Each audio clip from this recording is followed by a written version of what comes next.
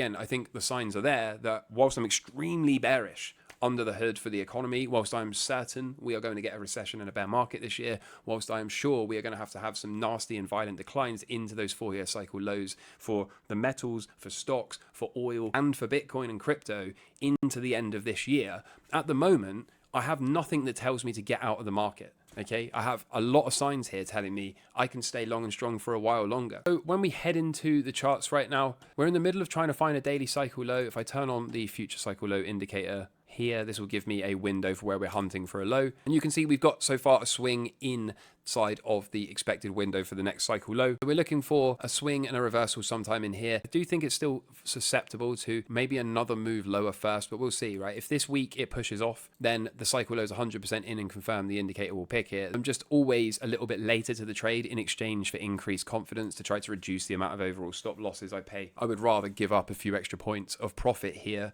in exchange for increased confidence that I will have a winning trade. So as ever, taking my time, not in any rush. I will say this, I've been saying the whole time that I might add this via the NASDAQ instead of the S&P, and this is starting to look pretty good. I think we're going to be able to get quite a tight stop in here below these local lows, and then I should think, hopefully, unless we are going to experience the sideways distribution fractal here and just make a marginal higher high and roll over and that's it, the top's in, and we're going immediately to new lows, which I don't think is the case based on everything I've shown you today, then I think the NASDAQ is probably going to move higher, and I think there's probably a bit of a catch-up trade here because it's been lagging for a while. So I think the Mag 7 are probably going to be finished consolidating, and then again, since things are pointing to running this hotter for longer, I'm kind of expecting this to have a nice big pop in it. Since I've already got S&P exposure, and I'm thinking the way I want to do it is to open a new one on the NASDAQ.